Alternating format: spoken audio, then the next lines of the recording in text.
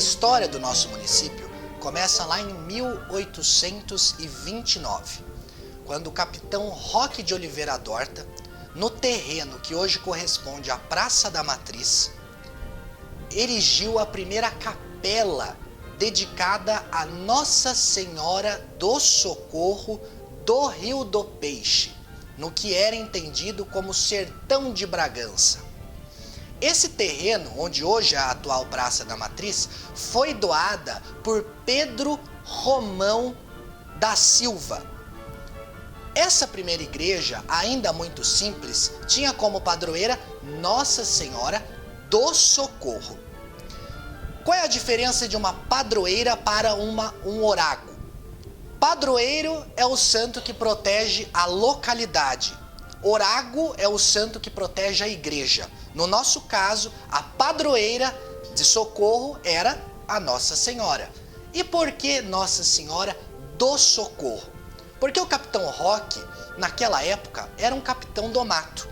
E ele já tinha passado por muitos apuros em sua vida, aí correndo pelas bandas, pelos matos. E ele dizia, Nossa Senhora sempre me protegeu, me socorreu. Por isso, nada mais justo do que agora que vamos começar aqui uma nova vila, pois ainda não se sabia que viraria depois uma cidade próspera, por que não homenagear Nossa Senhora do Socorro? Porque ela me socorre nos meus momentos de necessidade.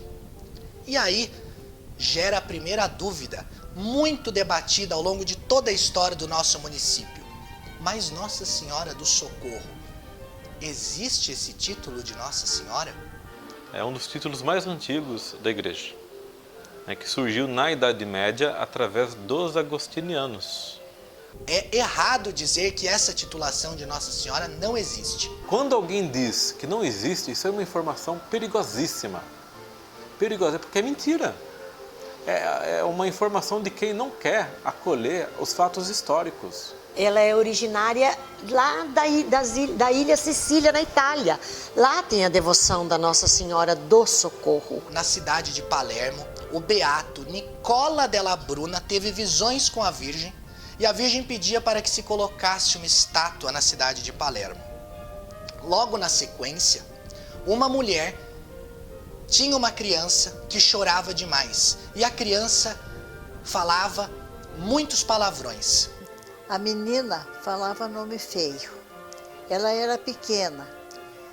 A mãe sempre dizia, filha, você fala nome feio, é o nome do diabo. Até nem falava diabo, é do coisa ruim. É o nome do coisa ruim, você chama coisa ruim, de repente ele vem para pegar você, né? E, por conta da criança falar muito palavrão, o diabo apareceu para a menina. Apareceu aquela figura horrível, né? Do diabo que dizia, você me chamou muitas vezes, eu estou aqui e vou te levar. Né? A menina assustada gritou por Nossa Senhora. Nossa Senhora, me acuda. E Nossa Senhora veio ao auxílio, ao socorro dessa criança. A partir de então, o culto foi difundido pelos agostinianos na ilha da Sicília e chegou na cidade de Sciacca, ao sul da Sicília. Lá, na cidade de Sciacca, Nossa Senhora do Socorro, em italiano, Madonna del Soccorso, se tornou a padroeira da cidade. Inclusive, um casal de socorrenses, muito conhecido aqui na cidade, foi até Sciacca para comprovar a existência dessa titulação de Nossa Senhora e pôde ratificar essa história. Sirlene e Marcos Rovesta estiveram lá no ano de 2019 e provaram que existe sim a titulação de Nossa Senhora do Socorro, Madonna del Soccorso. E chegando lá, e era do Socorro mesmo, né? Então não era do Perpétuo Socorro. Então a santa dessa cidade é Nossa Senhora del Soccorso. Também na cidade de San Severo, na região da Puglia, na Itália, o culto à Madonna del Soccorso está ligado aos agostinianos, que tinham um convento na cidade desde 1319. protetora dos campos, a Virgem del Socorso, que nessa representação é negra, segura algumas espigas de trigo, um ramo de oliveira e um cacho de uvas, sempre sendo invocada diante da seca, das tempestades e de outros perigos relacionados à colheita. Outra referência a Nossa Senhora do Socorro é encontrada na cidade de Castellammare del Golfo, na província de Trapani, também na ilha da Sicília. Foi o local de um acontecimento prodigioso, o qual teria ocorrido em 13 de julho de 1718, quando a cidade estava no centro dos acontecimentos bélicos. De repente, para espanto de todos, apareceu a Madonna vestida de branco, surgindo sobre o Monte delle Scale, seguida por um grupo de anjos que descia em direção à marina. A partir desse dia, a Madonna passou a ser venerada como a Madonna del Socorso, na cidade de Castellammare del Golfo. Por fim, há também a Madonna del Socorso de Castelfranchi, província de Avellino, região da Campanha, na Itália, cuja devoção iniciada em 1826 também é comemorada no mês de agosto. Porque qual é o dia na cidade de Sciacca, lá na ilha da Sicília, que se comemora a data de Nossa Senhora? É no dia 15 de agosto. Dia 15 de agosto é dia da Assunção de Nossa Senhora. É o dia reservado para aquelas santas que não têm uma devoção específica no calendário litúrgico da igreja. É possível saber, de fato, se o capitão Roque de Oliveira Dorta, à época da fundação da cidade, sabia que existia Nossa Senhora do Socorro lá na ilha da Itália? Isso é um fato que não se sabe. Ele não devia ter noção dessas coisas. Ele fez uma imagem segundo a imaginação dele, o que ele achou que deveria, que era, como era. Deve ser isso, porque eu acho que ele era uma pessoa muito simples, né? E naquele tempo também as pessoas não têm muito acesso à literatura, né, ao conhecimento escrito das coisas. Não se sabe. E nunca se saberá, porque os que viveram aquela época já estão mortos. Nós nunca saberemos com total certeza se o capitão Roque, quando da fundação, sabia qual era a titulação que ele estava escolhendo. Se era Nossa Senhora do Socorro ou se era Nossa Senhora do Socorro dele, do capitão Roque de Oliveira Dorta. Para ele era Nossa Senhora do Socorro.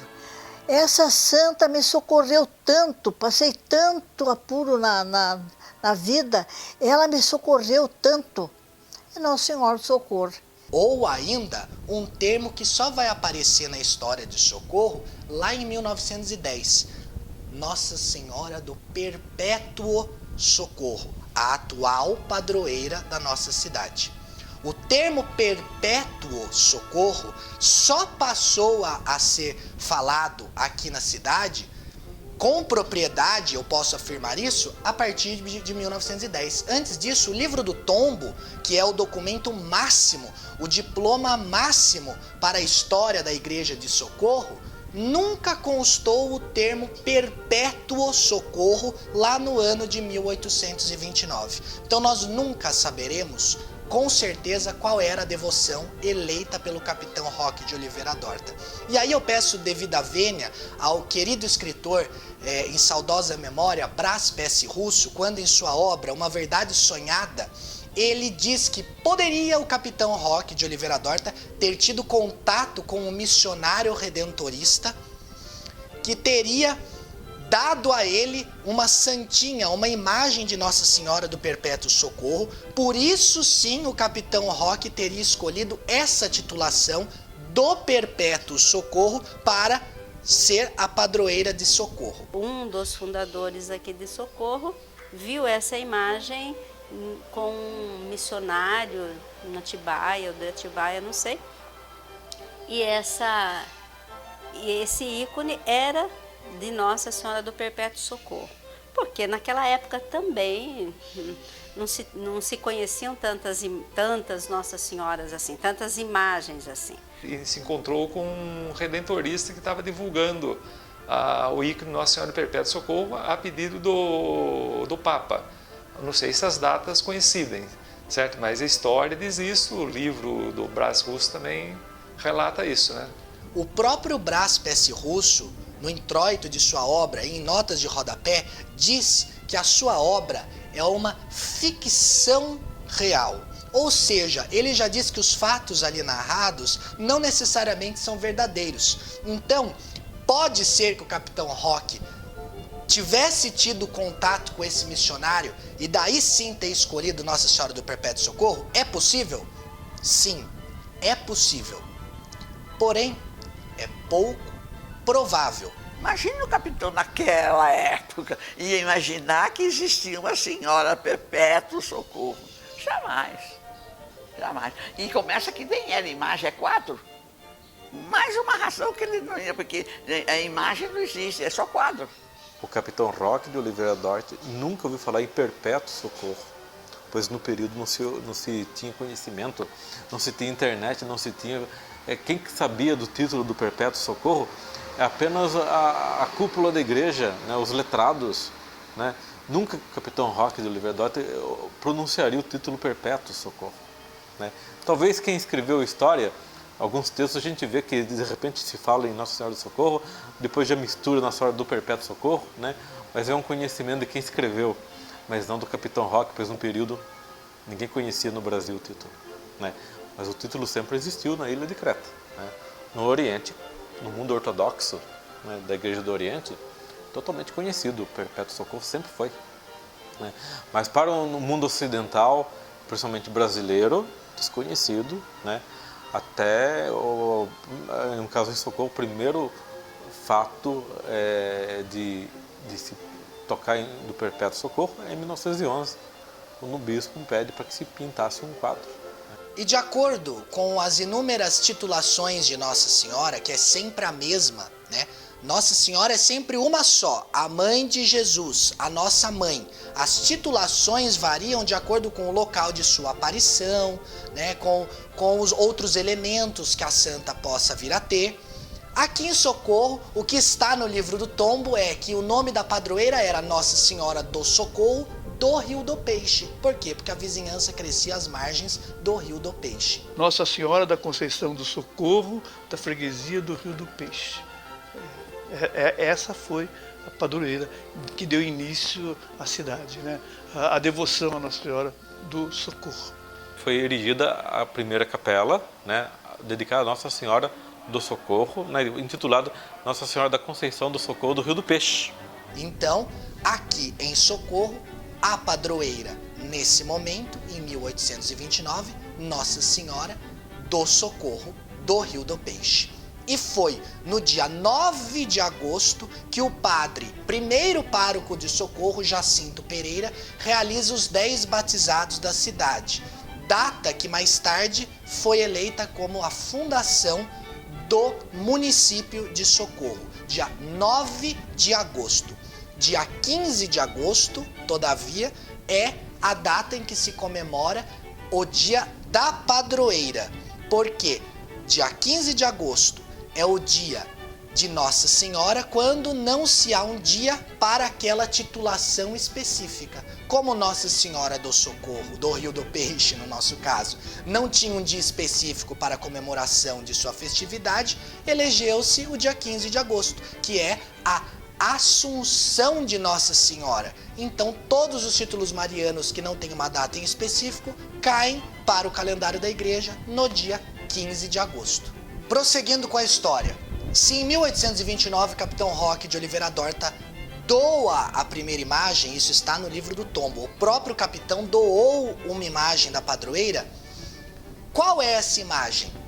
A dona Terezinha Oliveira, uma cidadã aqui de nossa cidade, ela sustenta que a imagem que ela tem é a imagem original doada pelo próprio Capitão Roque de Oliveira Dorta. Essa foi a imagem que eu nasci, cresci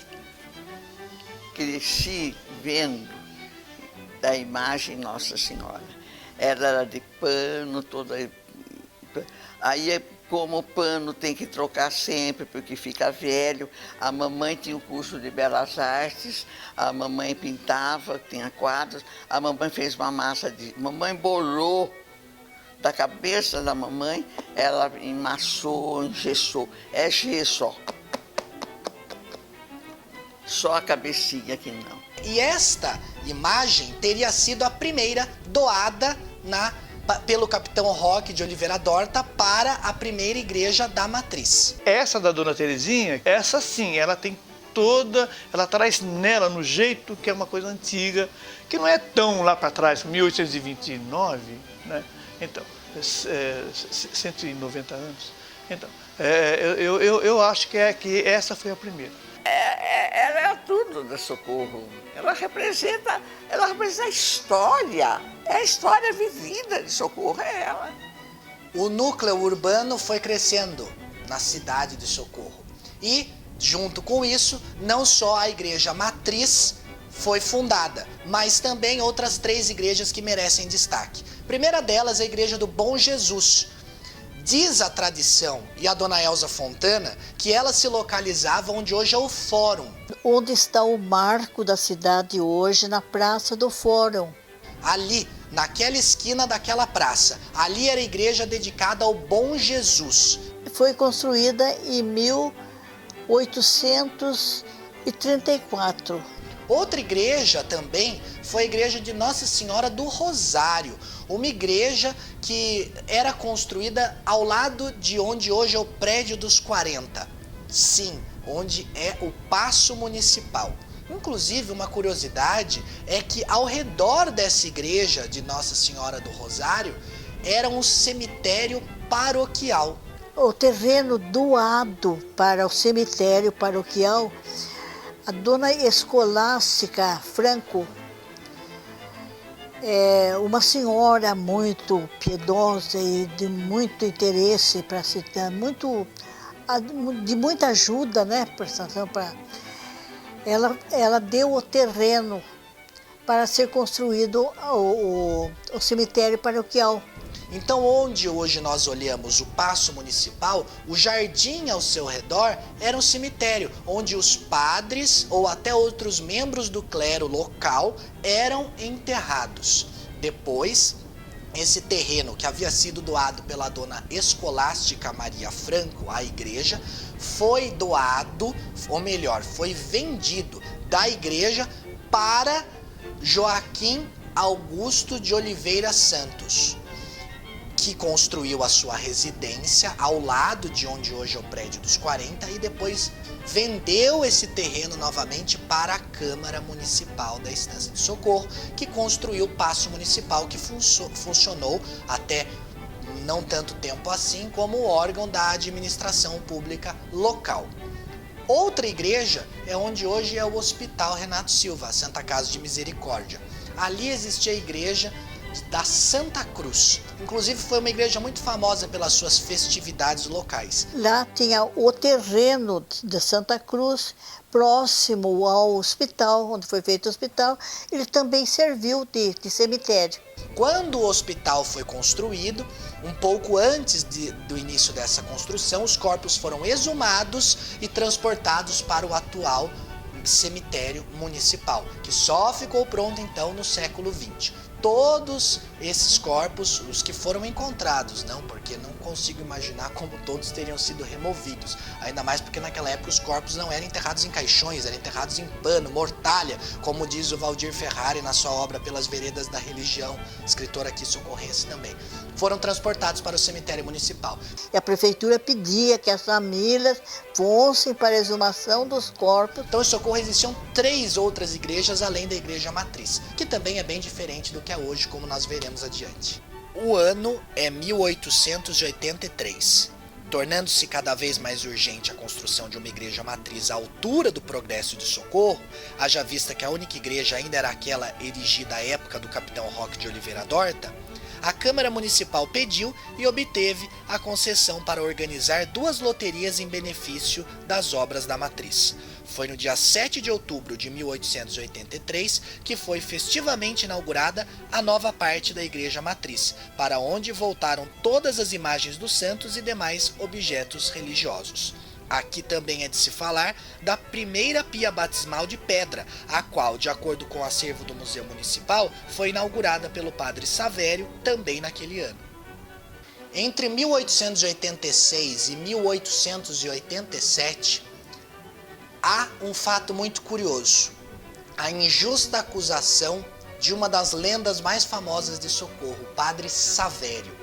Padre Savério era um boticário, entendido das artes medicinais através das plantas. A lenda, ou melhor, o que é realidade, é que ele era, sim, não só um padre, mas também um curandeiro local. Padre Savério era entendido em plantas. O conhecimento de plantas era grande. Plantas que forneciam saúde, que ajudavam nas curas, né? E era o recurso que a população tinha naquele tempo. Então se dizia, o Padre Savério curava. A oração da igreja e o conhecimento dele das plantas. Houve uma confusão entre o tesoureiro da igreja com o Padre Savério, e o Padre Savério, à época, apresentou uma queixa à Câmara Municipal. Esta queixa à Câmara Municipal não prosperou, porque os vereadores à época eram amigos do tesoureiro da igreja, resolveram absolvê-lo e, por conta disso, o Padre Savério ficou em maus lençóis. Mas tinham que fazer algo para que ele fosse embora da cidade, porque como um padre poderia ficar naquela situação? Pois bem, foi feito um conluio contra o Padre Savério. Um dia apareceu uma mulher que vivia sempre pela rua com uma filha que tinha um problema mental, né? E até naquele tempo eles diziam doida, né? Doida. Ela vivia com a filha. A filha devia ter uns 12, 13 anos, né? E ela foi onde estava o padre, na casa que o padre ficava, para pedir que benzesse e desse um remédio para a filha. Quando foi na igreja para poder conseguir, né, um pouco dessas ervas para o mal que a acometia, ela saiu da igreja gritando que o padre tinha lhe feito mal, ou seja, tinha abusado sexualmente da menina. Depois as autoridades da ocasião levaram a filha para uma parteira, para um médico, não foi constatado nada. Por conta dessa movimentação, desse grande absurdo, o Padre Savério realmente deixou a cidade de Socorro não antes de, subindo o morro da igreja do Santa Cruz, onde hoje é um hospital, como nós já sabemos, ele teria se virado para a cidade, que na época era um pouco maior do que uma vila. Ele montou no burrinho, ele subiu o bairro da Santa Cruz, né? Subiu o bairro da Santa Cruz no burrinho, porque ele precisava fugir. Ele foi obrigado a fugir, senão seria preso e saber-me lá. Quando ele subiu lá no morro, ele virou o burrinho para a cidade, né? A feição do burrinho, olhou bem aquela vila pequenina, né? Aquela vila pequena, chorou, né? As lágrimas caindo. Diz que ele chorou, virou outra vez e foi embora. E teria ali proferido uma maldição, de que a cidade não prosperaria por 100, 150 anos, dependendo da versão que se conhece da maldição do padre. Ele não teria jogado praga, como se pensou. Que Socorro não ia bem, era a praga do padre, porque o pecado foi muito grande. Todo mundo que se reuniu para fazer esse conluio contra o Padre Savério teria tido uma morte muito trágica. Inclusive, a mulher andarilha foi encontrada morta dias depois no meio de um pasto, já com os vermes roendo a sua carne. O castigo dela, ela morreu num pasto cheia de bicho. Então essa é a maldição do Padre Savério, que o Padre Savério foi um pároco da cidade de Socorro. Isso se tem registro, existe inclusive os processos da absolvição dos crimes que teriam acontecido em relação à tesouraria da igreja na Câmara de Consulta Pública. O que não se sabe e que se não tem registro é se o padre teria ou não rogado a praga em Socorro. como sacerdote, ele só podia benzer bem, fazer o bem, proporcionar o bem e sofrer até pelo bem que ele praticasse. 1888, 1889 é a data da provável chegada da imagem de Nossa Senhora do Socorro de Roca.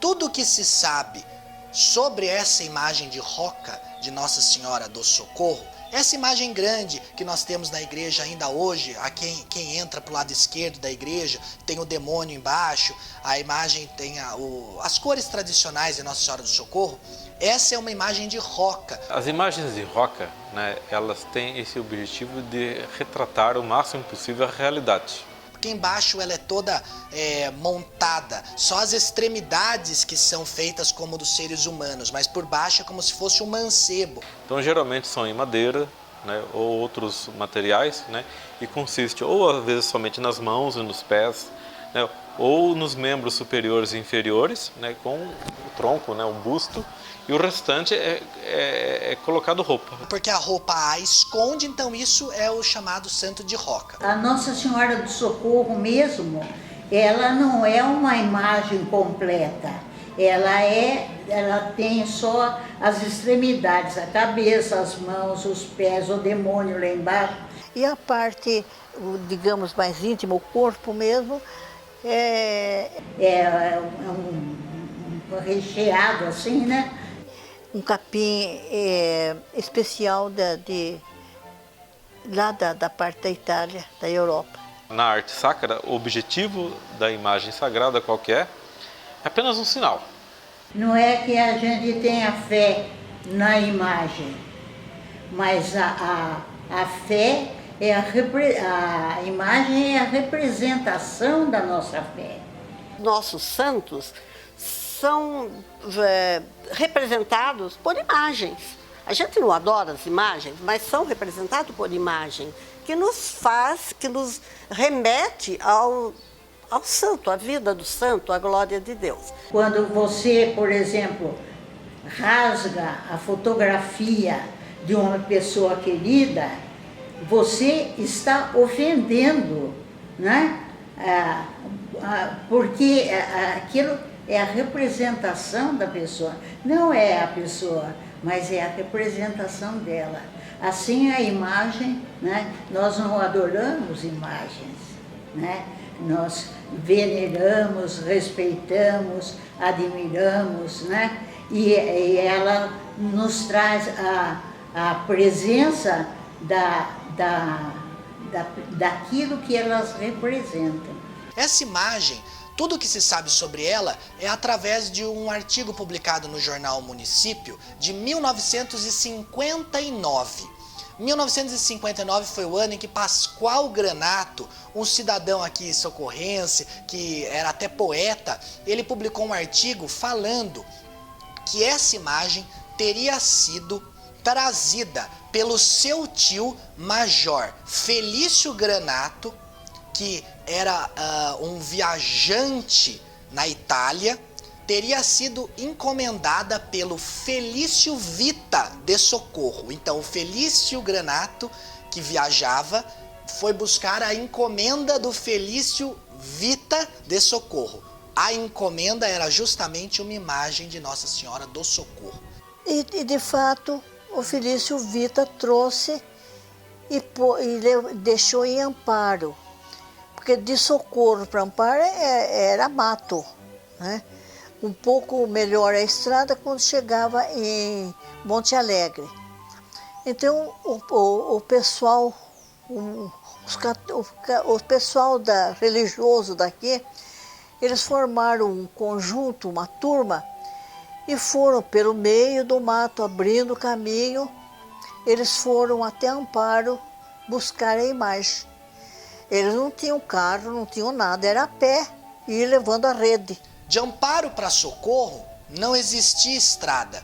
Então, chegando lá, o padre de Amparo benzeu simples a imagem lá e fez eles prometerem trazer a imagem rezando o terço como se estivessem em procissão, rezando o terço com todo respeito, né?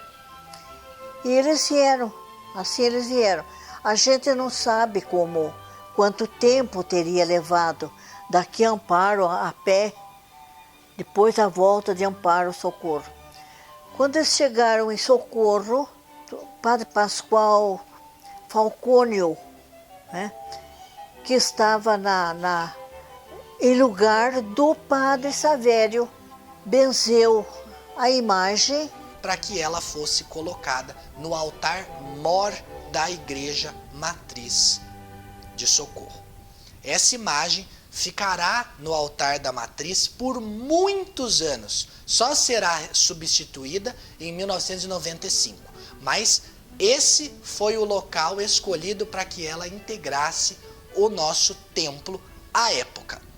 Uma observação: questiona-se muito se essa imagem retrataria em verdade Nossa Senhora do Socorro ou se seria Nossa Senhora da Defesa, como já foi defendido por alguns. Nossa Senhora da Defesa, e afinal de contas, defesa e proteção e mais auxílio, mas é tudo uma coisa só. Nossa Senhora da Defesa se refere, na verdade, a um quadro, né, italiano, né, onde se tem uma pintura, né, com os mesmos caracteres de Nossa Senhora do Socorro.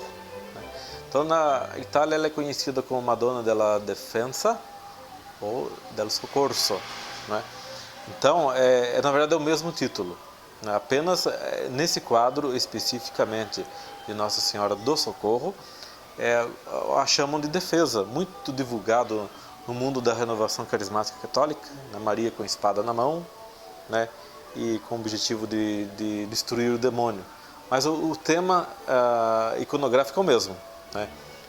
Demônio aos pés de Nossa Senhora, a criança representando todos nós, o menino Jesus e Maria armada, né? com uma espada.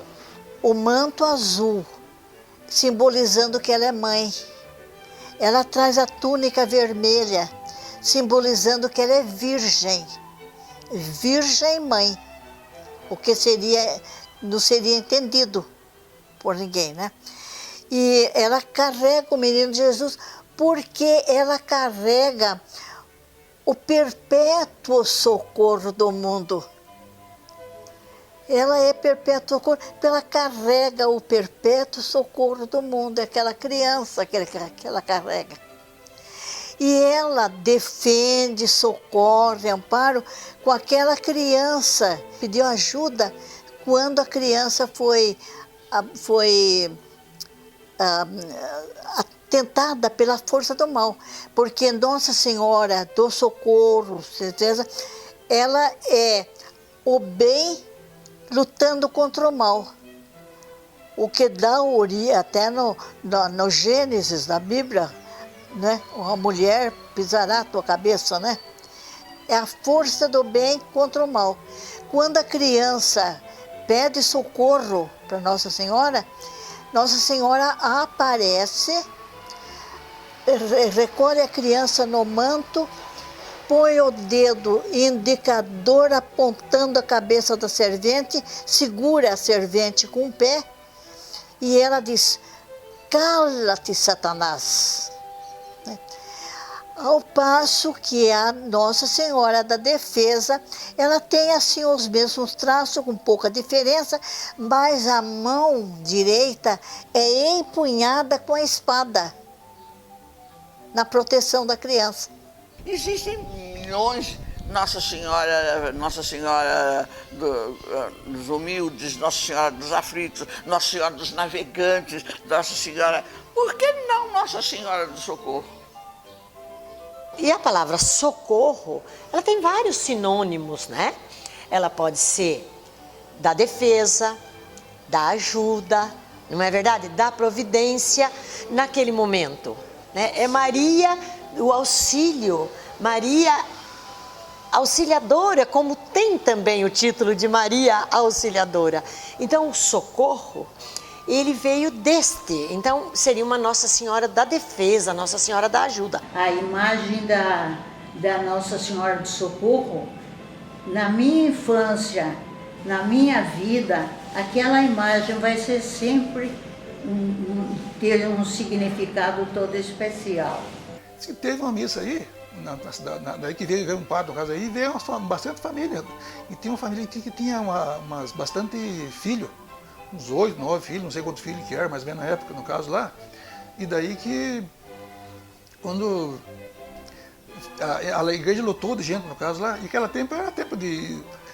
terminou a missa, tem que ir embora, porque até chegar não tinha as facilidades de hoje, as conduções de hoje, no caso lá, às vezes era caminhão, carro de boi, charrete, carroça, ou até a pé, dependendo do lugar que ia. E daí dizem que essa família, que tinha uns 8, 9 filhos, não sei, ficou Quando chegou na casa, sentiu falta de uma menina, uma filha. E daí ficaram desesperados, mas como é que faz, meu Deus do céu? E agora como é que eu faço agora para achar essa filha? Aí o casal, nossa, será que não ficou fechado a igreja? Apenas saímos lá preocupado, também correndo lá no carro, será que ficou fechado a igreja? Daí eles vieram aqui na igreja, vieram aí, daí pediram para a pessoa que tomava conta da chave, devia ser um fazendeiro que eu não sei quem que é, e quem sabe até esse Dorta, né, que fundou a cidade, não sei quem que é, daí pegou, mandou ele abrir a igreja, disse que a menina estava ali no pé do altar, no caso lá. E tinha passado a noite inteira ali, sem água, sem comida. Daí a família, parece que a mãe perguntou, minha filha, mas você está aqui? Tô, mãe, nossa vida, por quê? O que está acontecendo? Acontecendo. Ontem estava aqui. O quê? Mas, eu não sei, o que você comeu, o que você bebeu? Ah, mãe, aquela santa, ela desceu, me deu água, deu comida, me cuidou de mim aqui, não passei frio, não passei nada. Até nem percebi que passou a noite até. Não é que coisa linda. Nossa Senhora do Socorro, protege nosso torrão, que essa terra viva, muito feliz no teu coração. Foi com a chegada dessa imagem de roca de Nossa Senhora do Socorro que a antiga imagem de gesso de 50 centímetros, que antes era a que ficava no altar da igreja, foi retirada e levada para a igreja do Bom Jesus, que ainda existia à sua época. E de lá seguiu para a escola que existia em Socorro, mantida pela dona Guilhelmina, bisavó de dona Terezinha Oliveira.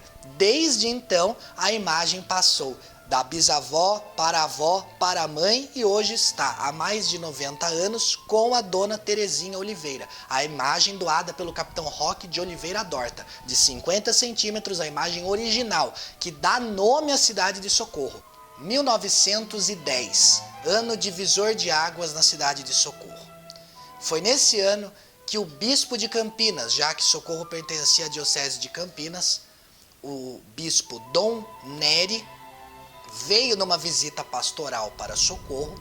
E ele recomendou, né, há uma recomendação escrita, que no altar se colocasse de preferência o quadro de Nossa Senhora. Então, se ele diz quadro de Nossa Senhora, é porque ele sabia que era a devoção do povo socorrense era a Nossa Senhora do Perpétuo Socorro. De tão antigo que era negócio, eles não tinham a conotação de falar ícone, né? Então, até o bispo falava quadro, Nossa Senhora do Perpétuo Socorro.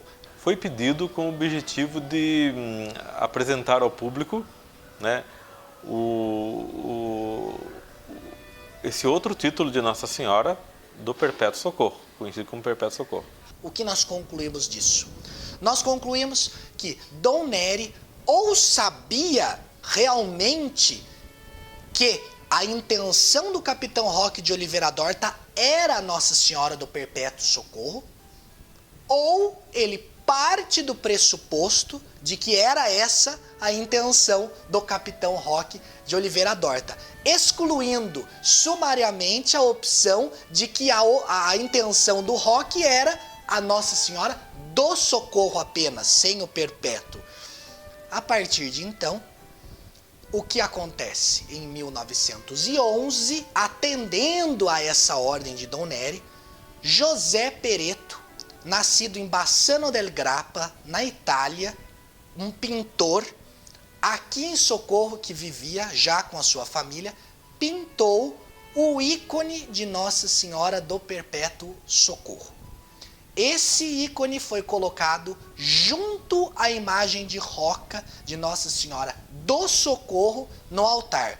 Ou seja, imagem e quadro coabitaram o mesmo altar durante muitos anos, a partir de 1911, que é a data em que o artista pinta o quadro de Nossa Senhora do Perpétuo Socorro. E foi colocado no altar de Nossa Senhora do Socorro, abaixo da imagem, como podemos ver numa fotografia antiga que temos na secretaria da Igreja Matriz, né, o quadro, né, de Nossa Senhora do Socorro, do Perpétuo Socorro, logo abaixo da imagem de Nossa Senhora do Socorro.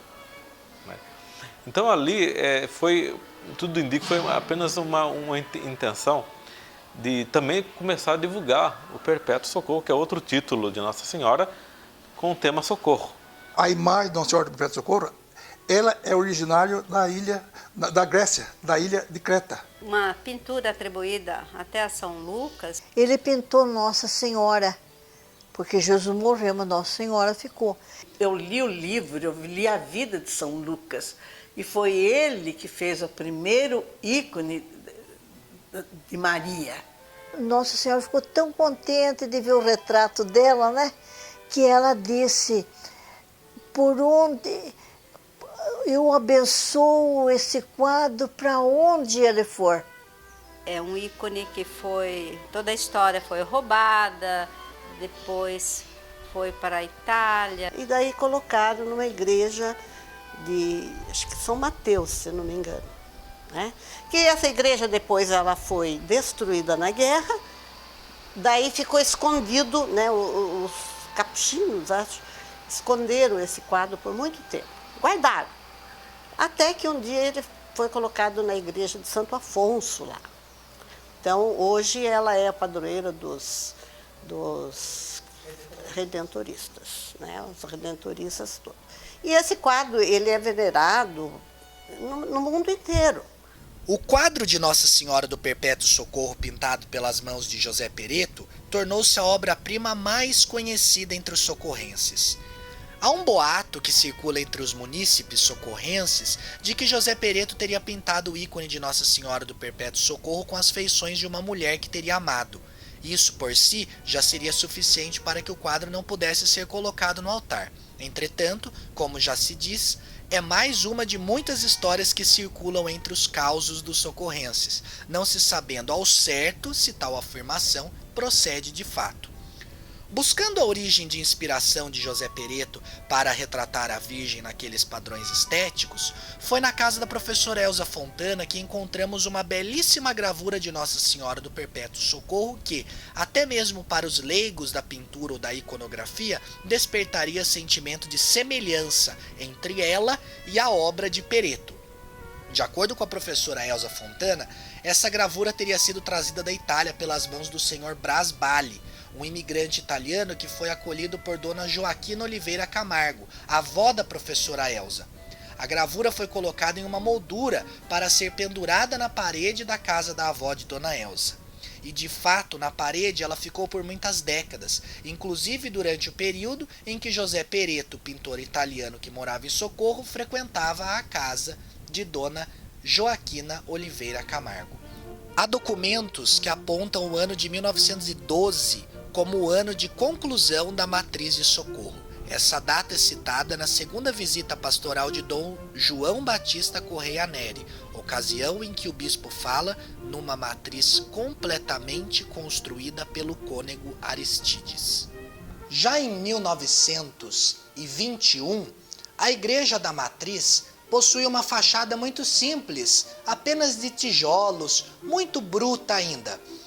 Foi quando o padre Antônio Sampaio, vindo de Portugal, veio para Socorro e decidiu fazer uma reforma gigantesca na Igreja Matriz. no ano de 1923, estava sendo inaugurado o frontispício da matriz. A fachada da antiga igreja, muito simples e tida pelos feitores do primeiro álbum de Socorro como grotesca, foi substituída por um belo frontispício com uma torre central, à época a mais alta do interior do estado de São Paulo.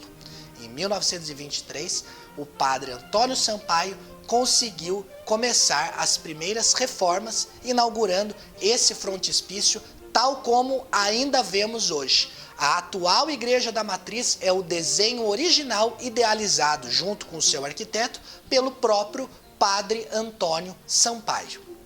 Também nos foi contada uma curiosidade por Dona Clementina Armelina Artioli, dedicada moradora do bairro dos Marianos, em Socorro. De acordo com seu depoimento, sua nona se casara por volta de 1923 na Matriz de Socorro, ocasião na qual teria ficado encantada com os quadros da Via Sacra que enfeitavam as paredes da igreja, e além disso estavam com inscrições em 3 línguas diferentes. A lembrança da fala de sua avó lhe foi de muita importância, pois poucos anos após a conclusão da nova matriz da cidade, a partir do projeto do padre Antônio Sampaio, tais quadros da Via Sacra foram transportados para a igreja de São Sebastião, localizada no bairro dos Marianos. No ano de 1924, os sinos da matriz foram inaugurados pelo padre Antônio Sampaio, seu idealizador do novo projeto, e também com toda a multidão presente. E também é curioso, porque em 1924, o padre Antônio Sampaio sofreu um acidente com um elefante. E daí vocês vão me perguntar, mas como? Que diabos um elefante estaria fazendo em Socorro naquela época? Um circo havia se instalado na cidade e uma das atrações era o elefante. Quando o padre Antônio Sampaio estava voltando do bairro das Almas com a sua charrete, um dos elefantes que estavam ali no acampamento do circo na beira da estrada teria escapado, os cavalos se assustaram e o padre teria caído do cavalo e quebrou a perna ainda e o braço. Então o padre Antônio Sampaio não só deu a bênção, o alto da bênção dos sinos ali com a sua presença, mas também com o braço e a perna em recuperação. Os sinos receberam nomes. Esse que está à minha direita foi doado pelo Apostolado da Oração, ele pesa 250 quilos, e o outro sino que pesa 185 quilos, ele foi doado pela Tesouraria das Obras e recebeu o nome de Nossa Senhora do Socorro. Que sinos, inclusive, tinham nomes. Por quê? Porque eles eram considerados pessoas. Eu me lembro que quando eu era criança, os sinos batiam toda vez que morria alguém. Então, batia o sino, a gente já sabia quem será que morreu, né? A meia hora antes da missa, os sinos batiam, a gente se lembrava. Então, os sinos são uma memória, né? É memória para nós, né? É um alerta, é um despertar para nós. E quantas pessoas nós sabemos, bate o sino, lembra da igreja. Mas não lembra só da igreja, lembra de Deus também. É um alerta aos cristãos de que ali tem alguma coisa que está chamando para uma espiritualidade. Vocês veem que os 2 sinos foram inaugurados no dia 29 de outubro de 1924. Ao meio-dia estava aqui Padre Antônio Sampaio, que aliás ele estava já recuperado do seu acidente que aconteceu lá com o elefante, né, que vocês já viram. Então ele já estava aqui recuperado daquele acidente para fazer a inauguração do sino. Então ao meio-dia em ponto, depois de toda a ritualística, de todo o ritual que a igreja pede, foi dado uma badalada em cada sino para deixar os 2 inaugurados e prontos para a população socorrense. E lá na praça, assim de gente que estava para ouvir, para ver a primeira badalada desses sinos, que são os sinos originais da nossa matriz. Mas o sino faz parte da tradição e é bonito, né, o som dele. Não pode reclamar, né, faz parte da história. É que eu gostava muito de ver o sino. Só que eu tinha um pouco de medo, eu tinha receio, né? E o Tutu, que era meu primo, ele falava, Cia, eu chamava Cia, vamos lá ver o sino. E uma outra curiosidade que nós estamos aqui, olha, nós temos uma data aqui, ó, 19/10/1923. Os 2 sinos, essa data é a data da forja, né? Então, a gente vê aí que nós estamos também já próximos ao centenário da forja dos sinos, ou seja, da confecção, da montagem. E eles foram confeccionados pela companhia McHard de Campinas. Inclusive tem aqui a foto, né, em alto relevo de Nossa Senhora do Socorro. Todo mundo fala, nossa, você não se implica de tocar o quarto, meia hora, 15 minutos, 1 hora. Eu falo, muito pelo contrário. Eu nem ouço mais porque convivi com isso, né? Mas eu acho que isso daí faz parte da igreja, ele tem que se manter. Então, ó, o badalo está aqui, pesado, inclusive, ó. Vamos abafar um pouquinho. Agora vamos no outro sino.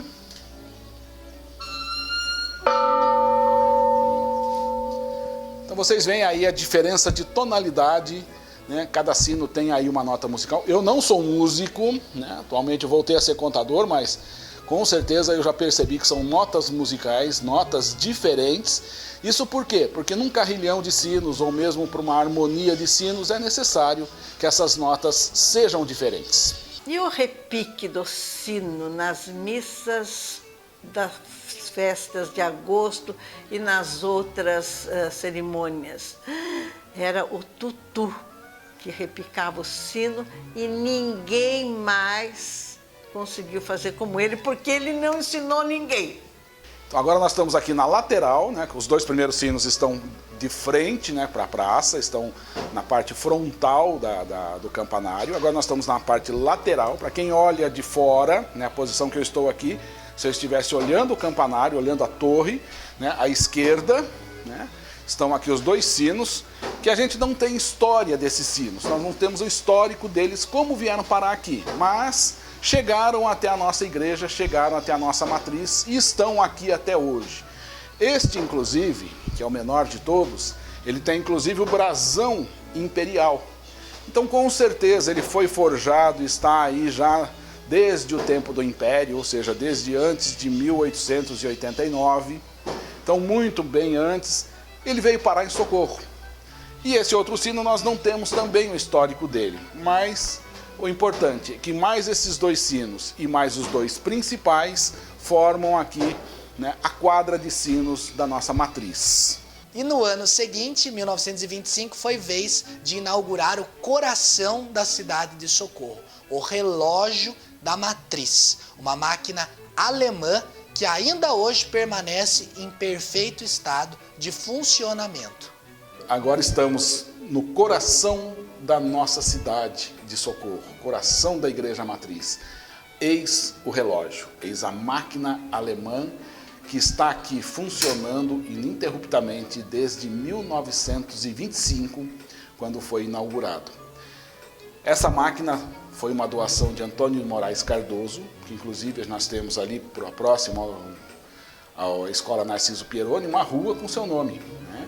Então foi a pessoa que doou essa máquina, doou esse relógio para a igreja. Infelizmente, no dia em que esse relógio esteve, também ao meio-dia, né, lá embaixo na praça para ser benzido pelo padre, o mesmo padre Antônio Sampaio, ele não pôde estar presente. Ele fez a doação, mas ele estava adoentado e infelizmente ele não pôde estar presente.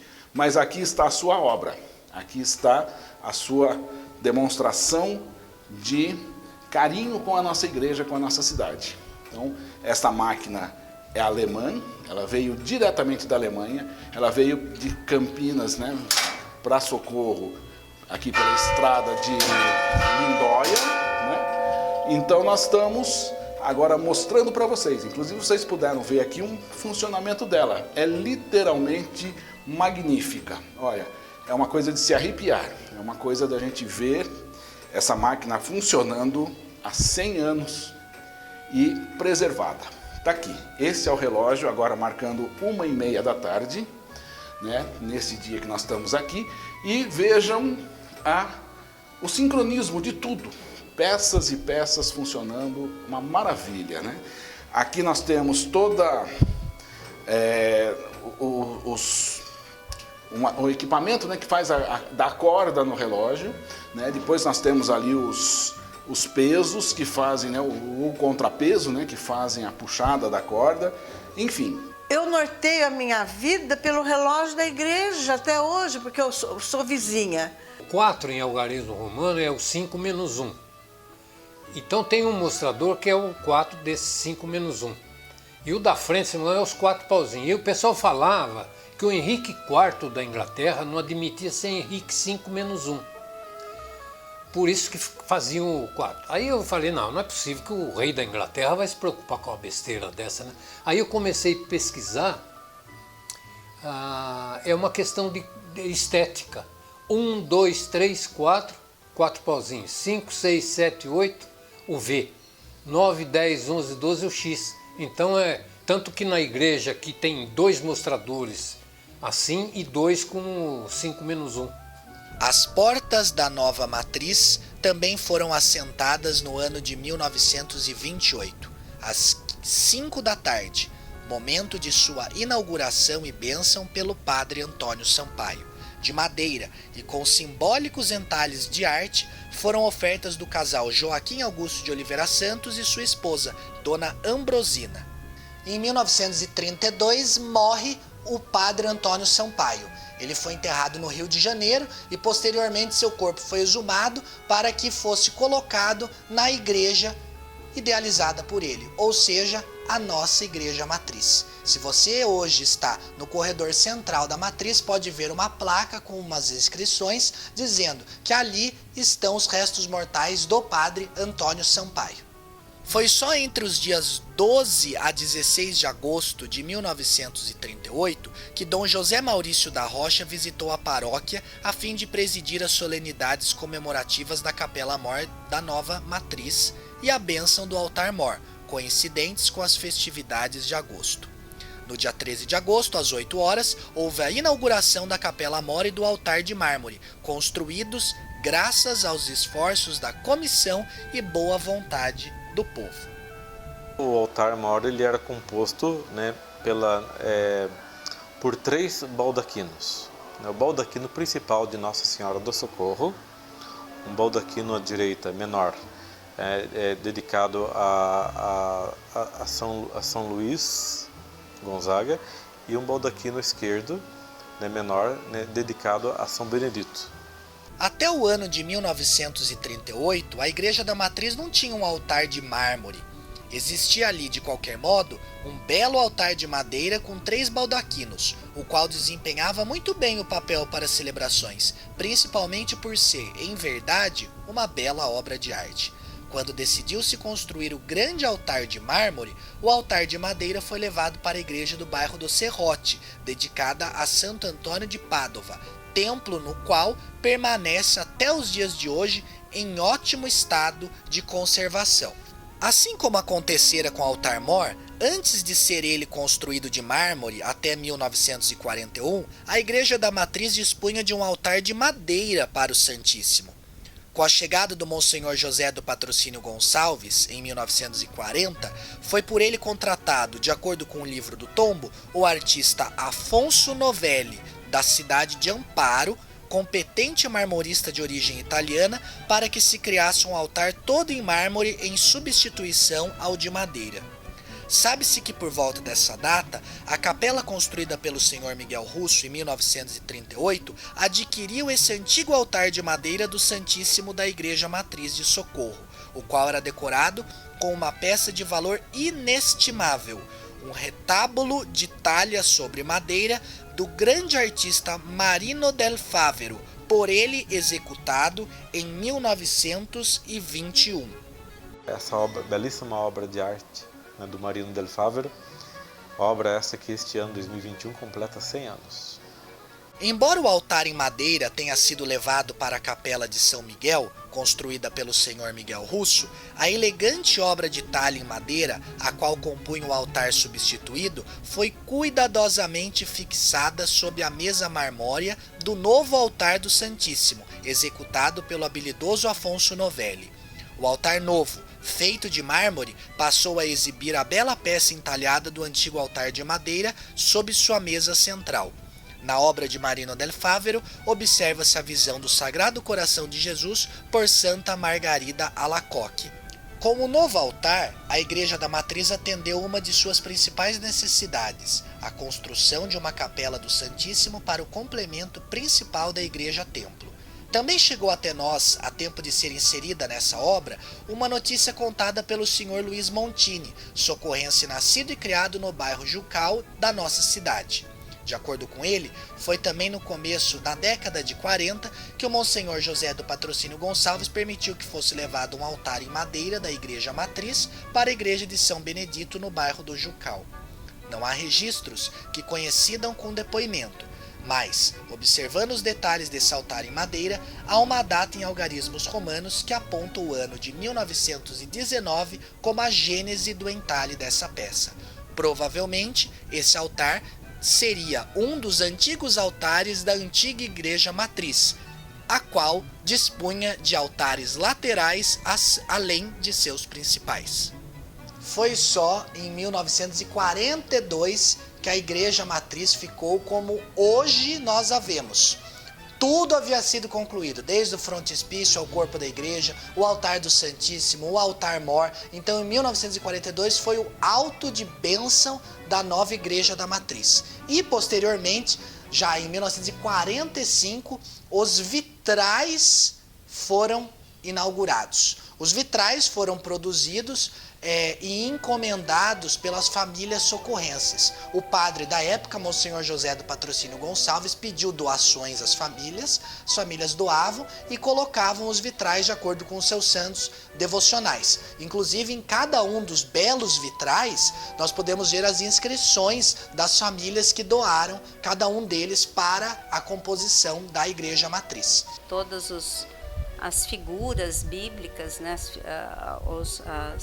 as histórias bíblicas estão impressas nos vitrais. Então, quem vai e presta atenção no vitral também aprende. Quando você olha para ele, você lembra de um trecho bíblico, de um texto bíblico. Geralmente é assim. 1950 é um ano muito importante para a história da Matriz, porque foi nesse ano que o Monsenhor José do Patrocínio Gonçalves contratou Mário Tomasi, também um pintor italiano, que pintou e embelezou de uma maneira assim magnífica a nossa Igreja Matriz. Durante a feitura das pinturas da Igreja Matriz, algumas curiosidades aconteceram. O Tomasi conhecia muito bem a pequena Vilma Oliveira Santos à época. Tinha uma menininha muito levada que se chamava Vilma de Oliveira Santos. Ela vivia correndo na igreja e ele pintando. E o pintor ia muito em casa. E tinha até um anjo no lado direito, que depois foi pintado por cima, que o pintor, seu Mário, dizia assim: eu vou pintar com a carinha da Vilma para ela ficar menos levada, porque eu era muito sapeca, então ele estava sempre... Eu vou transformar num anjo, vou deixar ela lá para ela ficar bem calminha, bem...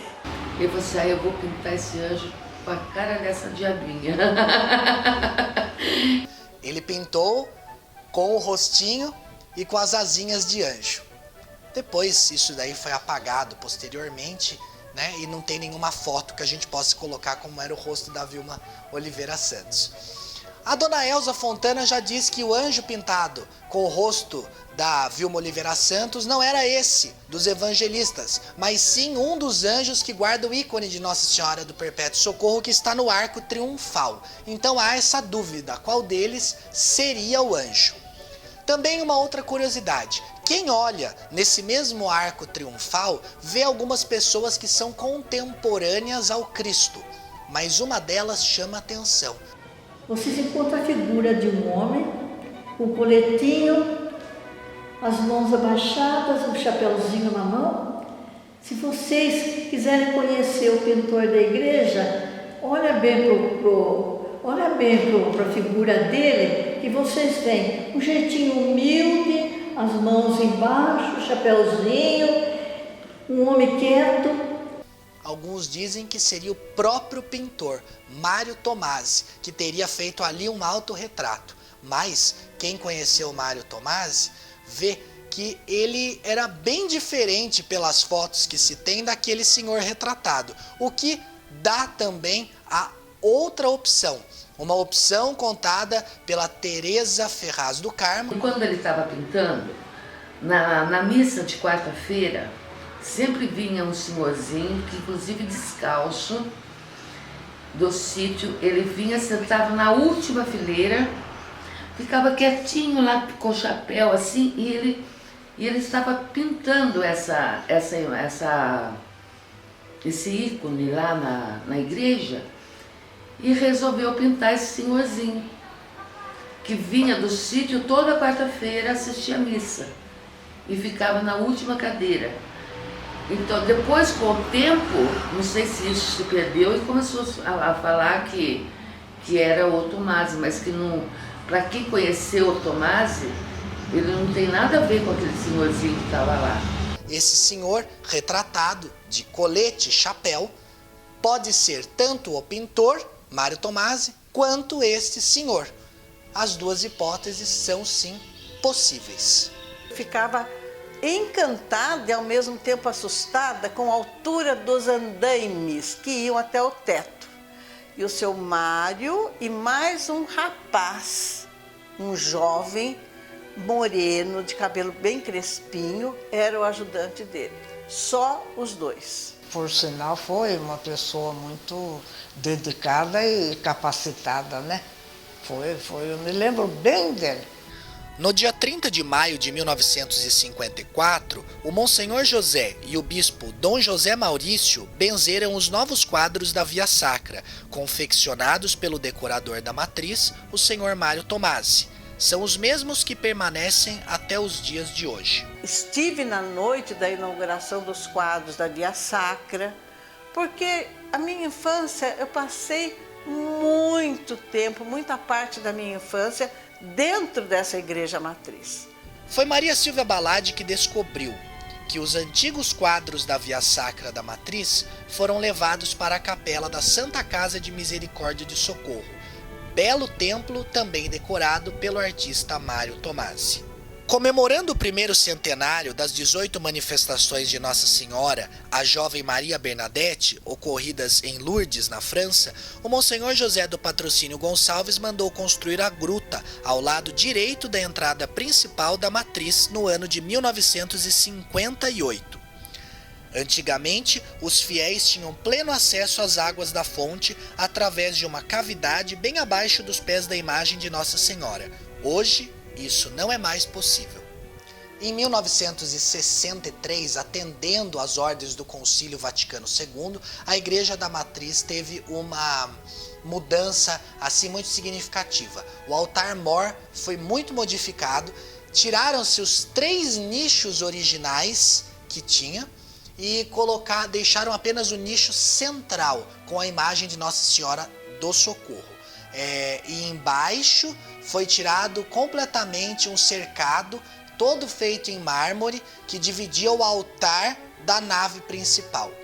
Para fazer o altar eucarístico, resolveram remover as 4 colunas, para seguir um pouco do padrão arquitetônico, do altar de Nossa Senhora. Então foi removido os 2 baldaquinos laterais para utilizar as 4 colunas.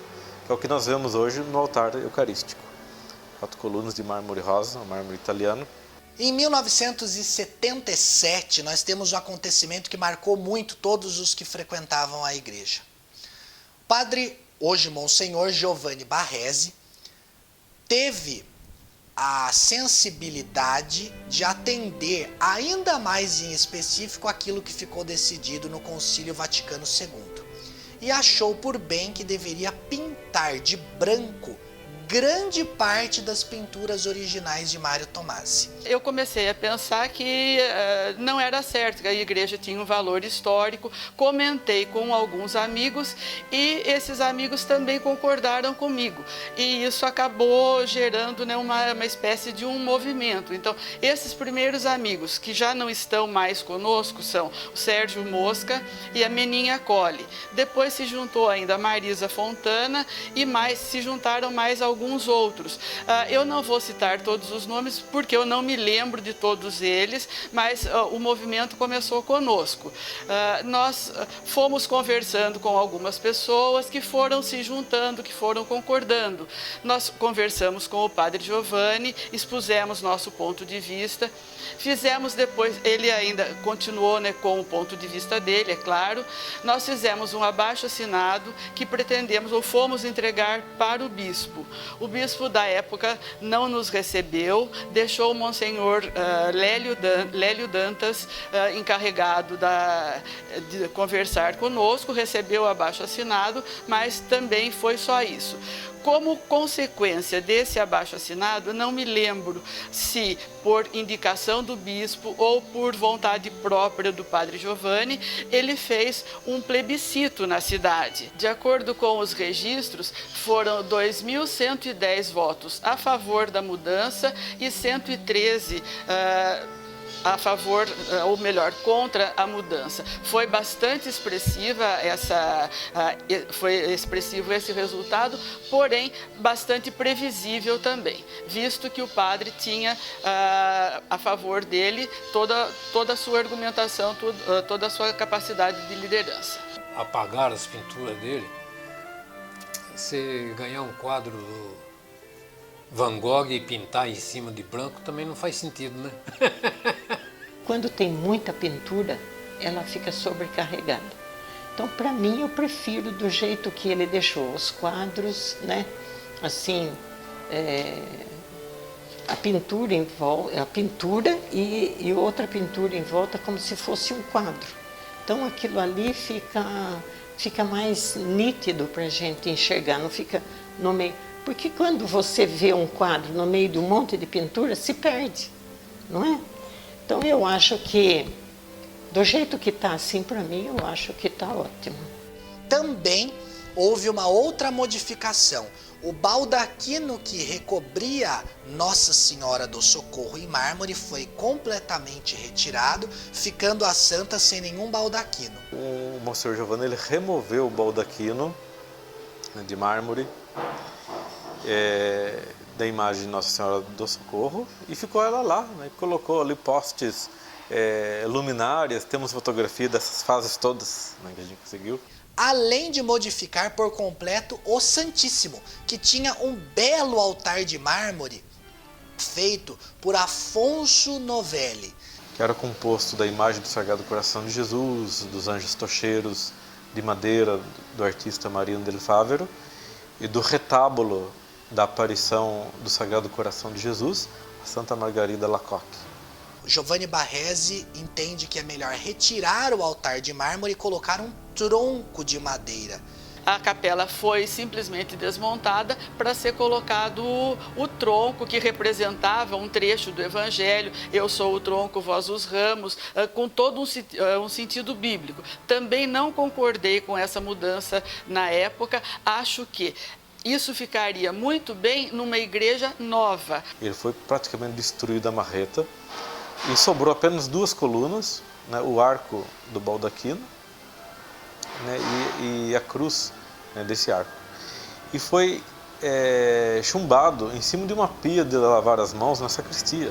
Trocar uma construção muito bonita, toda em mármore, com uma história que já existia, por um tronco, era alguma coisa profundamente desnecessária. Essa placa de madeira policromada que retratava o Sagrado Coração de Jesus sendo entregue a Santa Maria Margarida Lacoque desapareceu e depois foi encontrado por uma família socorrense que, graças a Deus, ainda hoje o conserva em bom estado.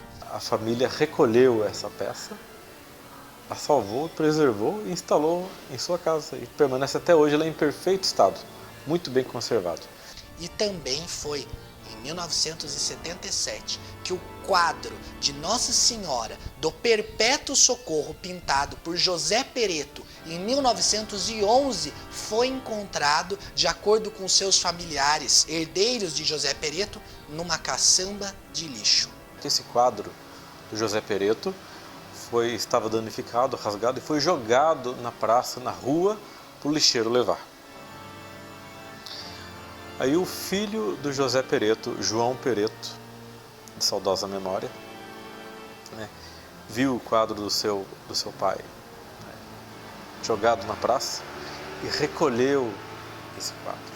Meu Deus, que pecado uma obra dessa ter sido jogada no lixo.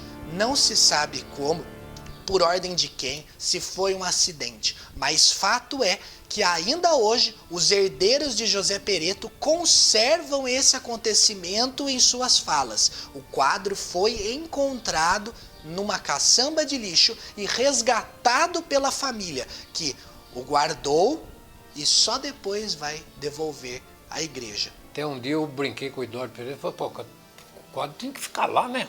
O maior artista que eu já vi falar de Socorro é o Pereto, né?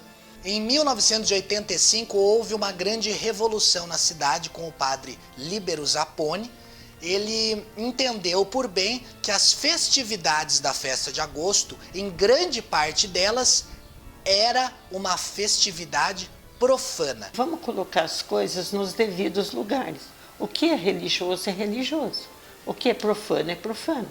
O que é profano, a prefeitura cuida, não a igreja. E o que é religioso, o padre cuida.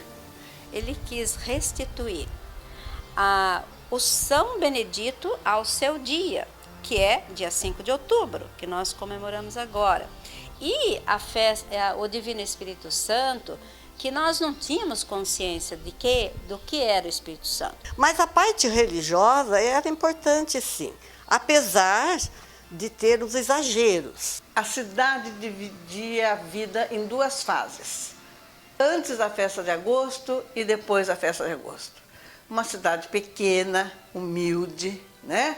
Mas muito devota na religiosidade. Era o marco mais importante do ano para todos os socorrenses. Eram preparadas havia festeiros nomeados, sempre um casal, não necessariamente marido e mulher, não. Era uma senhora e um senhor de famílias diferentes, porque eles trabalhavam o ano todo para arrecadar fundos para a festa. Quando os festeiros saíam de manhã para tomar o café, costume que voltou novamente, tinha uma procissão de madrugada às 6 horas na rua, acompanhando os festeiros, e era muito, muito, muito bonito, porque todo mundo se vestia de gala, as crianças eram vestidas maravilhosamente, que a família não queria fazer feio, apresentava as filhas, principalmente, mesmo os filhos, bem arrumadinhos. Quando eu era criança, né, nós fazíamos um vestido novo para o dia 13, outro para o dia 14 e outro para o dia 15. Tinha alvorada, tinha buscar o festeiro para a pista, levar de volta, e depois a procissão, à tarde. Depois da procissão, aí a banda fazia retreta, ou outra banda das outras cidades, ou a banda até da Polícia Militar, que vinha muito no caso aí. Uma saía na janela, via aquela banda passando e aquela acompanhando a banda. Aí começou então a surgir o negócio da tudo acompanhar a banda na alvorada. Aí veio esse projeto, vamos falar para esse projeto assim, que determinadas pessoas ofereciam café para a banda e para os convidados que estavam acompanhando a banda. Então começou essa tradição, isso aí. E foi pegando o nome, porque começou dia 13, 14 e 15, e cada dia aumentando cada vez mais o povo junto com a banda. Os andores eram verdadeiras obras de arte, confeccionados pela equipe da dona Belarmina, né? Belarmina Duarte. Era uma equipe grande. O primeiro andor era São Benedito, Divino Espírito Santo e Nossa Senhora do Perpétuo Socorro. E eu, dito mestre, fazia esses andores, que era muito bonito, viu? Além de fazer os andores, era um excelente músico da Corporação Musical Santa Cecília. Até chamavam de Tinho do Mestre, Benedito do Mestre, porque ele era filho do fundador da banda do Zé Pedro. Os andores, meu pai fazia a armação, né? Assim, o corpo, vamos dizer, é como se fosse uma mesa, né? Uma tábua, né? Fechando uma mesa mesmo. E com aqui ao lado, geralmente era quadrado. Aqui ao lado, então, já tinha um apoio, que quando fosse levar o andor, tinha que ter um apoio para apoiar os ombros, né? Aí ele fazia com uma destreza, com jeito, ele era muito dedicado a fazer as coisas com muita perfeição. Ele fazia com maior capricho e todo ano era modificado. Eram maravilhosos. Ele fazia aqueles andor lindo, nossa! Tem um lado maravilhoso, o grupo dos anjinhos. Eu, inclusive, fui um anjo. Todas menininhas vestidas de anjos, menino também. Os anjos iam tudo solenemente, bonitinhos, em ordem, mas tinha uma expectativa muito grande. Era receber os cartuchos de doces. Eu tinha tanto azar que eu furava a fila, entrava quando chegava na minha hora, ou acabava o cartucho, ou acontecia qualquer coisa. Nunca peguei um cartucho. Queima de fogos durante toda a minha infância, parte da minha adolescência, era aqui na Praça da Matriz. Fogos de artifício eram tudo fabricado em Socorro. Fabricação de Socorro. Era um negócio fora de série, porque não dava para acreditar que era, vamos falar assim, o Zé Fogueteiro, ele que fazia os fogos. Quanta palavra a dizer para homenagear esse José da Rocha, que era o fogueteiro da época que ele fazia. E nosso aqui. Tinha um que jogava um chapeuzinho para cima, assim, uma rodinha, geralmente caía no quintal de casa. Muitas vezes queimava a roupa nova que o pessoal sentia com as faíscas, mas não deixava de ser interessante. Então soltava aquele fogo lindo que brilhava, a cidade enchia, no caso lá. Só que a fogo subia o projão, depois brilhava tudo. E a barquinha? A barquinha vinha também, aqueles fogos lindos, chegava lá, pá! E acendesse uma bateria de estalos, né? Que quando chegava lá no quadro, explodia. Daí descia aquele estandarte. Nossa, do lado do estandarte, não sei como é que ele conseguia fazer e não pegava fogo, porque era pano. E descia o quadro com o santo do dia. Era muito lindo, né? Nossa, que coisa linda, viu? É coisa até de chorar. O pessoal tirava o chapéu, rezava a Ave Maria e a festa acabava, era meia-noite. Esse era o último fogos que tinha, né? Tinha um coreto de madeira onde a corporação musical tocava. Havia shows.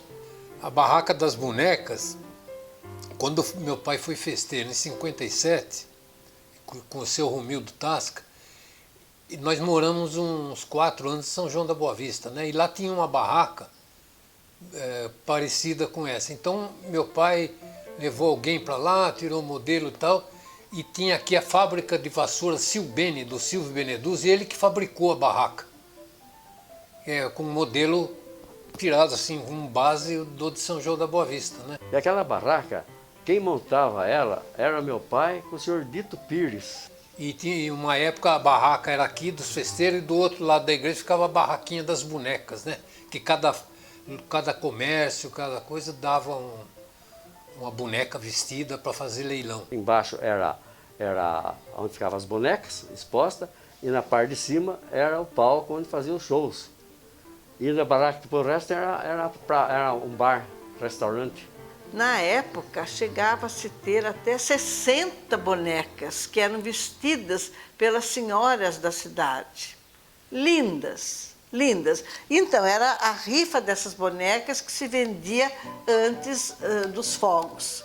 Todo mundo pensava que a barraca das bonecas era da igreja e não era. Era do fundo social. Vendo aquelas bonecas vestidas tipicamente, cada um com uma situação, era coisa muito linda, muito linda. Eu jogava todo ano, mas nunca ganhei nenhuma. Essa é uma tradição que continua, que permanece um ponto alto das festas. Você ia na festa para ver barraca. Até o pessoal falava, eu vou na festa para correr as barracas. Todo mundo vinha e corria barraca por barraca. Por exemplo, essa barraca de roupa, aqui em Socorro nós não tínhamos lojas que vendiam roupas prontas. Nossa, então era uma delícia. Tanto para você ver as coisas, como para comer também. A barraca do picadinho, ai, era famosa. Nós chamamos que não é churro, né? Que daquele tempo já fazia. Nossa, os doces da barraca.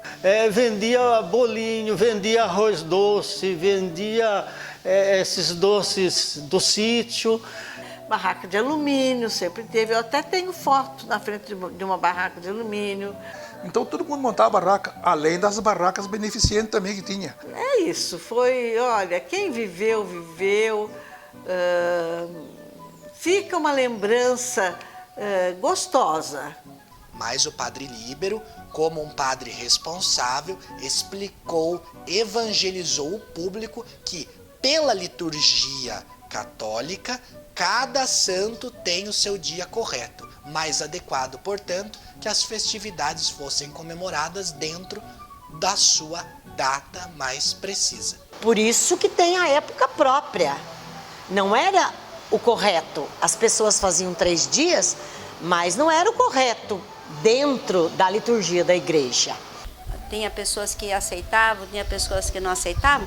Porém, a festa, nós considerávamos que a festa ela não era 3 dias só, ela passou a ser 9 mais 1, 10. Né? Porque para nós católicos era 10 dias de festa. Né? Porque nós tínhamos a festa religiosa. Então a festa religiosa eram 9 dias de novena e depois o dia da festa. Se convencionou fazer a festa nesse dia, mas a festa de Nossa Senhora mesmo, o dia certo é 27 de junho. Por isso, ele retomou essa devoção no dia 27 de junho. E o dia 15 de agosto é o dia da Assunção de Nossa Senhora, mas aqui permanece como a festa da padroeira, como foi feito nesses 2 anos, apesar da pandemia. Eu acho que ele conseguiu fazer o povo entender que cada coisa tem que ser no seu lugar. E a festa de agosto é uma tradição. Desde os primórdios, que a gente sabe, quando a gente era criança, ia na festa de agosto. Então, eu acho assim, que tirar a festa de agosto é tirar uma parte da cidade. Não cabe dentro da cabeça da gente não ter a novena de Nossa Senhora, não ter a festa, não digo tanto não ter a procissão, mas não ter a festa, assim, a celebração. Então, é uma coisa que está arraigada dentro do povo socorrense. Então, não tem como tirar. A festa de agosto é tradição. Em 1993, eu fazia parte da Igreja Católica de Socorro como ministro da Eucaristia. E fazia parte de um grupo de jovens que quase que comandava mais 16 a 14 grupos de jovens de toda a cidade e de todos os bairros. Nesse momento, o grupo central recebeu uma incumbência da paróquia, do padre Líbero, com o tema de qual a verdadeira devoção a Maria na vida do cristão. Um tema muito forte, porque como a gente ia comentar da verdadeira devoção a Maria sem saber isso do povo. Várias dinâmicas foram formadas para se desenvolver na missa. E uma das dinâmicas que seria feita seria essa. Nós tiraríamos a imagem da igreja 2 dias antes da missa, quando só poderia ser feito isso numa hora que a igreja não tivesse ninguém. Então, tivemos a impressão que, deu-se a impressão que a imagem foi roubada da igreja. E isso é o que ficou. Não foi exatamente isso. Tiramos a imagem da igreja e colocamos na casa paroquial, na sala da casa paroquial. Como na casa paroquial não morava ninguém, não era tão visitada, a santa ficou lá e ficou exatamente como deixamos. Só que isso daí levou a um movimento muito grande na cidade, porque a devoção à Nossa Senhora do Perpétuo Socorro era na santa.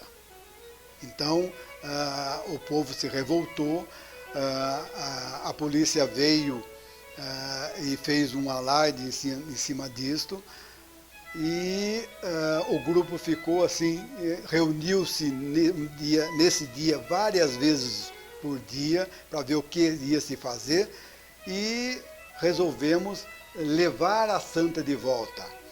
Praça cheia, nós saímos da casa paroquial como se fosse um altar, um andor, e a santa atravessou a igreja no maior silêncio possível e foi entregue novamente no lugar onde ela foi retirada.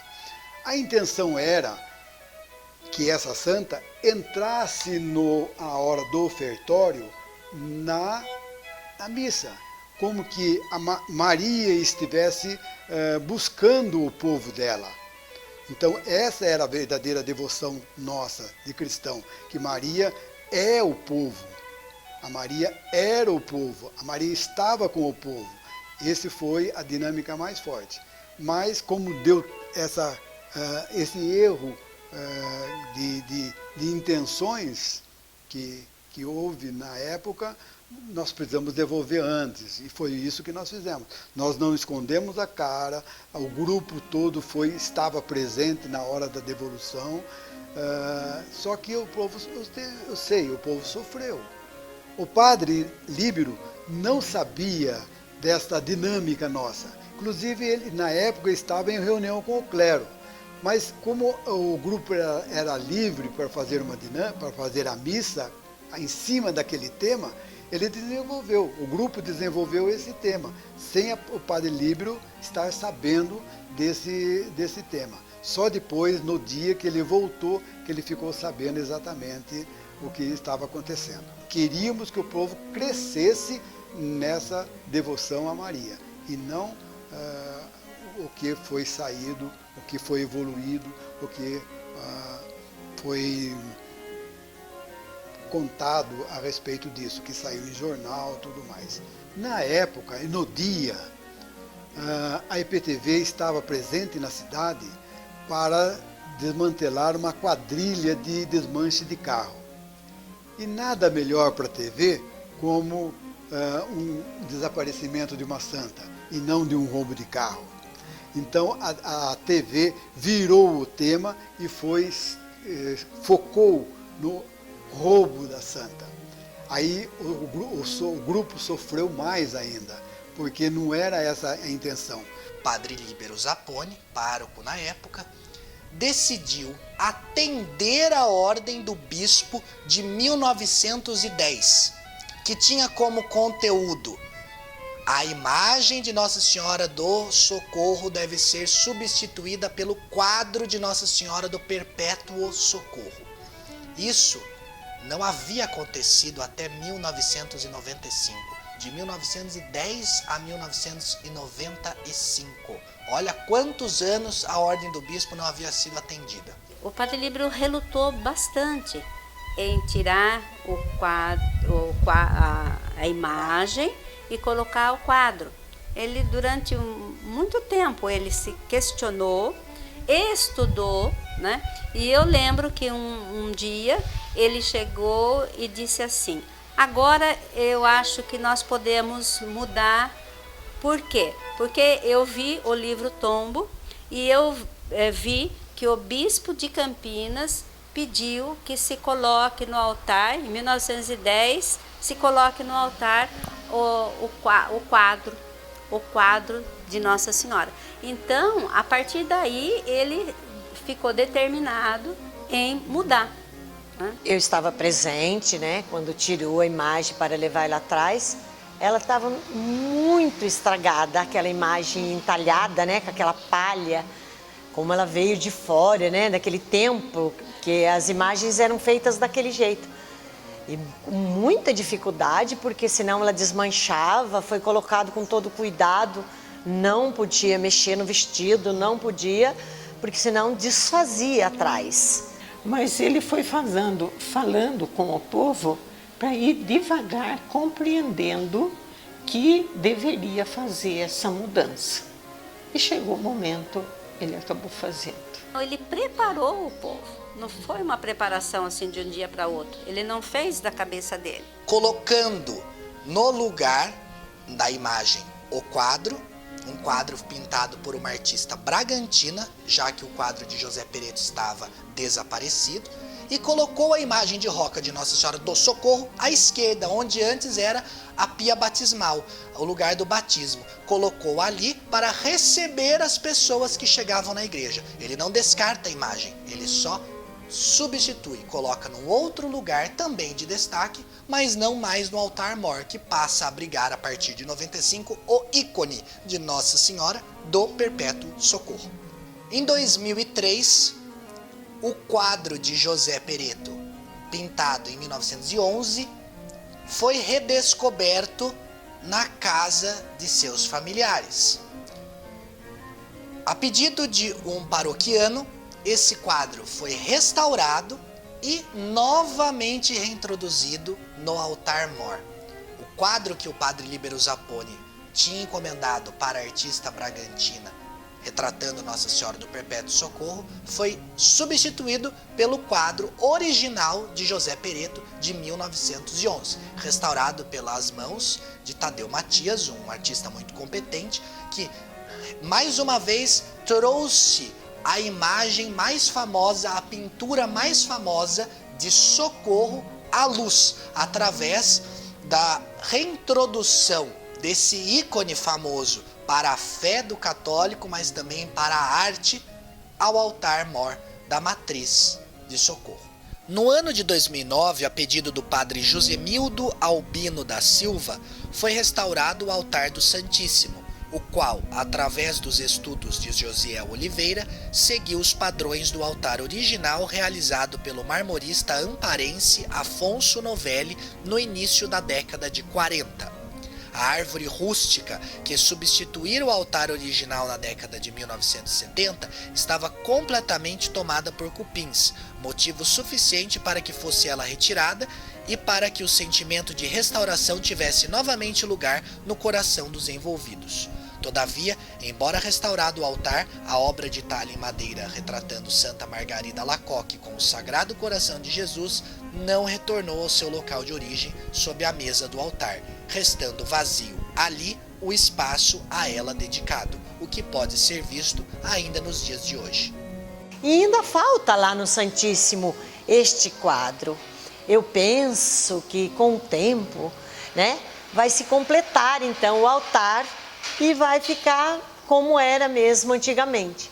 No ano de 2010, o padre José Carlos Ribeiro decide retirar o quadro de José Pereto, de 1911, que havia sido restaurado com o propósito de integrar novamente o altar-mor, e colocá-lo na sacristia, colocando em seu lugar novamente um quadro pintado pela artista bragantina, encomendado pelo padre Líbero Zapponi décadas antes, sob a justificativa de que o quadro ele havia sido tocado no quadro ícone original que está na igreja de Santo Afonso em Roma, na Via Merulana. Esse quadro, que hoje está no altar da matriz de Socorro, foi encostado no ícone original, pintado lá na ilha de Creta, muitos anos atrás, que é o verdadeiro ícone de Nossa Senhora do Perpétuo Socorro. No ano de 2017, houve uma grande restauração da venerada imagem histórica de roca de Nossa Senhora do Socorro. Essa imagem, lá de 1890, por volta de, já estava completamente tomada por cupins e ela precisou mesmo ser restaurada. Passou pelas mãos de Josiel Oliveira, um mestre formado em arte sacra. Ele restaurou completamente a imagem.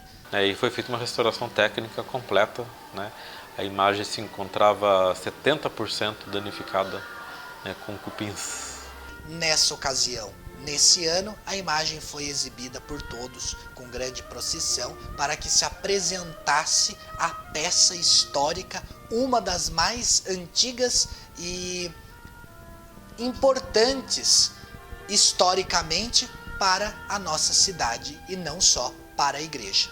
Hoje ela se encontra estável, né? A gente sempre sempre estou verificando, né, a questão da conservação e tudo mais.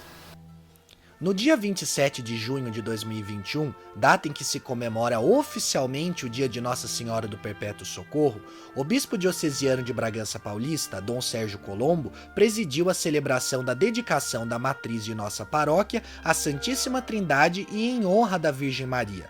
Toda igreja possui um titular ou um padroeiro. No caso de Socorro, é a Virgem Maria, sob a invocação de Nossa Senhora do Perpétuo Socorro. Nas palavras do padre Francisco Gilson, pároco responsável por promover a dedicação, igreja é povo reunido, uma igreja viva, e essa reunião necessita de um local próprio que se materializa na igreja prédio.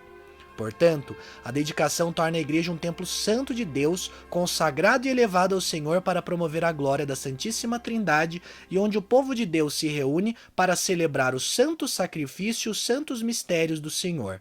A dedicação segue um ritual procedido pelo bispo que consta inicialmente da aspersão do povo e das paredes com água benta, recordando o batismo, a unção do altar e das paredes com o óleo santo do crisma. Depois, simbolizando o sacrifício de Cristo, a incensação do altar e do povo. Em seguida, prepara-se o altar para a Sagrada Eucaristia e acendem-se as velas, lembrando que Cristo é a luz do mundo. Também, segundo o padre Francisco, a atual matriz de socorro não tinha ainda sido dedicada, pelo menos não havia registros ou sinais visíveis.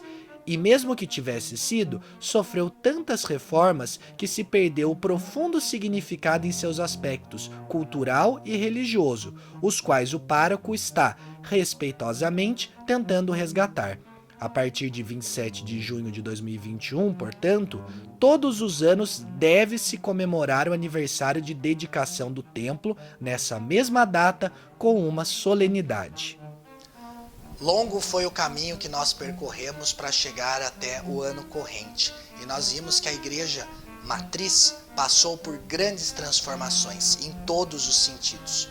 Mas, com esse documentário, nós podemos concluir uma série de coisas. A primeira coisa a ser concluída é que, se nos perguntarem hoje qual é a padroeira de Socorro, a única resposta que nos parece possível é Nossa Senhora do Perpétuo Socorro.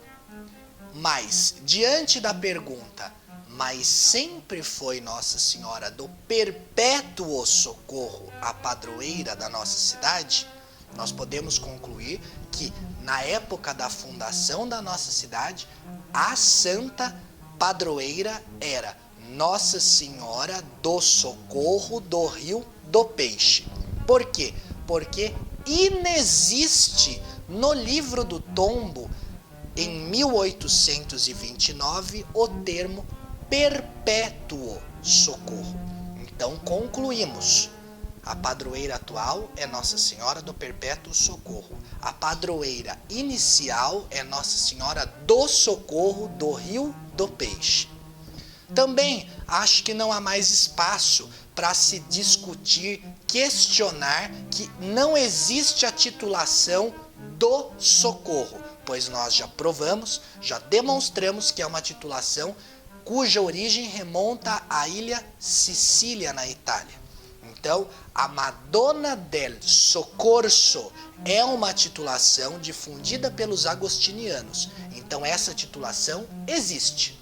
O que nós nunca saberemos de fato é se a intenção originária do capitão Roque de Oliveira Dorta era a devoção a Nossa Senhora do Socorro, del Soccorso, ou do Perpétuo Socorro. Isso nós nunca saberemos. Ou se ainda nenhuma nem outra, se era Nossa Senhora do Socorro, do seu próprio socorro, do capitão Roque de Oliveira Dorta. Isso nunca se saberá. Também Nunca se saberá se a imagem de roca que hoje está à entrada à esquerda de quem chega à igreja matriz é ou não Nossa Senhora do Socorro ou Nossa Senhora da Defesa, ou da ajuda, do auxílio, mas do que isso importa? Nossa Senhora tem muitos títulos, mas ela é sempre a Mãe de Deus, a nossa mãe. Então, o título independe, porque a proteção sempre estará garantida. É assim que concluímos o sagrado através dos tempos.